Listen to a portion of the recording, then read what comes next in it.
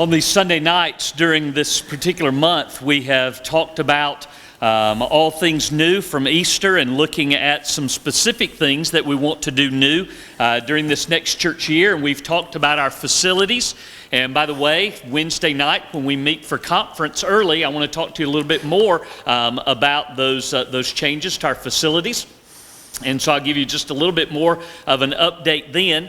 And then we talked about strategies for reaching younger families and young people and children and teenagers. And obviously we're going to put some of those things in place also. And then last week we talked about our personnel, both our staff and our volunteer folks, understanding that our greatest resource really is our people and the way that they work and the way that God works through them. Tonight I want to talk to you specifically about our structure. What I mean by that is our business structure, our model for how we do what we do. From time to time people will mention business in church and they'll say, well, you can't run church like a business. There's a couple of things I know about that. One thing is, Jesus said, I must be about my Father's business. So the business of church is distinctly different than business for profit. We're about the Father's business, which is about winning souls and making disciples. Jesus also gave us a model for church and how that's to be accomplished, not only through pastors, but by deacons. And if you recall, in Acts chapter 6, that early church, those apostles got together and said, let us seek out from among us 7 men of good reputation, men who are filled with the Holy Spirit, whom we may appoint over this business. And this business in that case are taking care of widows and the benevolence issues of the church in that day. So again, it's distinctively different than for-profit business, but at the same time, ministry is the business of the church. And so I would simply come down on it this way and say, maybe you don't run the church like a business, but this is God's business. And we want to be faithful in that. And some of those principles that work in an office or in a corporate setting also work here. When you begin to put numbers together, 2 + 2 = 4, no matter whether it's a heathen that's counting it up or a Christian who's counting it up. Those things are the same. And so there's some of those things that we need to look at similarly as well.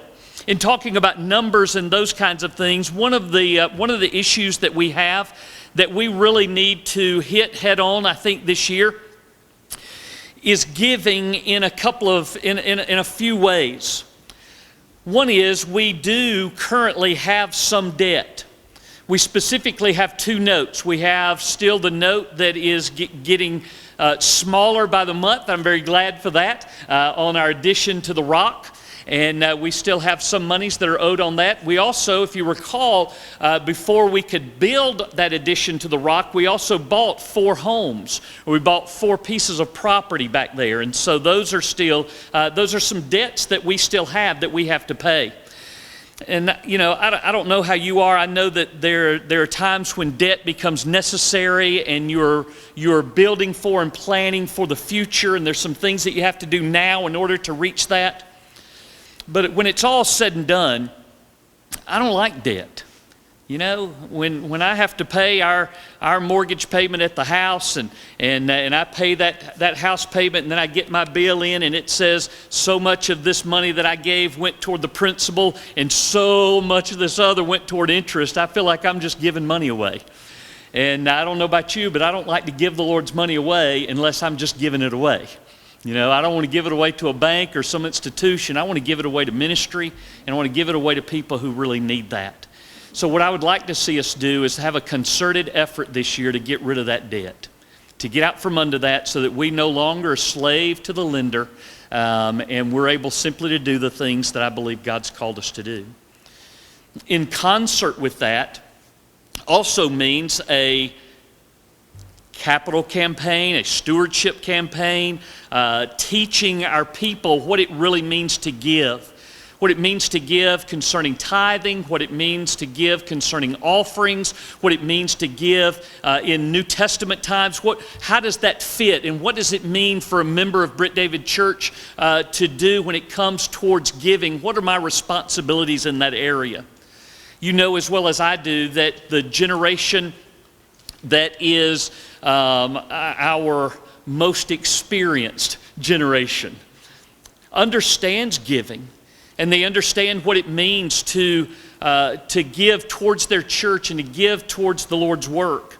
And oftentimes in churches just like ours, it is those whom oftentimes have seen the bright sunshine of their work years go by, and now we're in the twilight, who are really keeping things afloat in the life of the church. And then those who are new families and those who are right in the midst of their career oftentimes spend their money simply on themselves. And there's a need to be able to learn what it means to give. And our people need to understand that. And our new people, our young people need to be taught that. Often they're not getting that modeled at home, and they need to have that modeled for them at church. And so we need to talk about some of those things in this year. Also, when it comes to business, it's how we operate. Like every church, we have a set of constitution and bylaws. You wouldn't necessarily know that by the way that we act, but we do have them, and they are on file. For years, we have talked about getting that constitution and bylaws updated, and that needs to happen this time. In fact, I think we need to go a few steps further than that. We need to make sure that our Constitution really is what the Constitution needs to be, with very little changes. The bylaws need to match and mirror who we are and what we do. But beyond those things, the bylaws really should not be this big 20-page document like we have. They really should be very succinct, because those should not change operationally. Instead, we should also have a series of policies and a series of procedures, some of those things that the church has said, this is how we want to act. And then when those seasons and those times change, those are easier to change. But all of that needs to be put together and needs to be kept. And we need to work towards that this particular year. It's not going to be long from now before our administration committee begins to work on the budget. They're going to work on the budget for 2018, and they're going to look at that with cross eyes, it seems like sometimes. One tends to look in the face of faith and what is God going to do, and the other tends to look in the face of reality and say, where are we? And trying to find that balance of where God would have us to be in the life of our church. What does He really want us to do, and what do we believe that He's going to fund through those things? They have a job that is magnificent to be able to put that budget together. When they get through with all of that, in November, just as we typically do, we're going to present that budget to the church. And we're going to ask you to adopt that and for us to abide by that during 2018. But one change that I'd like to see made during that, when we present our budgets, we give you a sheet sometimes that's front and back, and it's just filled with numbers. There's far more to this church, and there's far more to ministry than numbers. And those numbers are important, and they have to add up, and they have to fit right. But you need to know that there's a story behind every one of those numbers. When we talk about giving to the cooperative program, we talk about our young folks. A lot of our young folks don't even understand what the cooperative program is. They don't understand that that's how we fund missionaries, that we keep 5,000 plus missionaries on the field around the world, plus another 5,000 right here in the United States, simply because of churches like us who give towards that. The stories of those missionaries need to be told. When it comes to our specific ministries within our church, if you're not specifically involved in those ministries, you may not know what's going on, but you need to know. You need to know that when you give tithe and when you give offering, you need to know what that's going for and what God's doing with it. You need to hear the stories. Just like yesterday, we have a whole section of our budget that's dedicated towards missions. And yesterday we went off on a mission trip. And the majority of our people did not go. The majority of our people didn't get to be there and get to experience that. Some of them didn't get to go simply because they couldn't go. They need to know. They need to know what happened yesterday. And they need to know that there are areas just like that in Thomaston. There are areas in our city, right here in Columbus. There are things that we can do to be able to reach them. And so I think that those stories need to be told, and our budget needs to be presented in such a way that it's more than numbers and more than facts, that it really is the story of what God is doing through Britt David Church. So one of the things that you can look forward to, and the name may change because this is not the most creative thing I've ever come up with, but we're going to call it at this point Britt David's Vision Night. And we'll present the budget to you that night. But we'll also present to you the story of where we think that we're going this particular year. And you can look forward to being really a little bit more engaged and more involved in that particular process.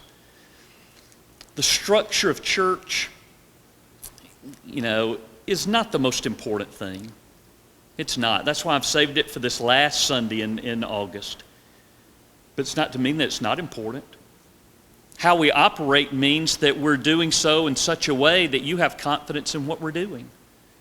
If you don't have confidence in me, or if you don't have confidence in our administration committee, or if you don't have confidence in the groups that highlight those specific ministries, I don't know that I would give to that. But I want you to know that you can have confidence in what's going on. And so we want you to know what those things are happening and how that structure really does operate. Listen, there is never a time when you cannot ask what's going on, either financially or structurally or ministry-wise. There's no time that you can't ask any of those questions. Anytime that you want to ask me, or if you want to ask in the office, we'll take care of all of those things for you. This is what I think is coming up this year. I'm not a prophet, but what I believe is that we're going to experience some new growth this year. Some new growth with people who have not had a binding relationship with church before, which means that we're going to have new believers, new converts, new families who just don't know. And our responsibility is going to be to teach them all along the way.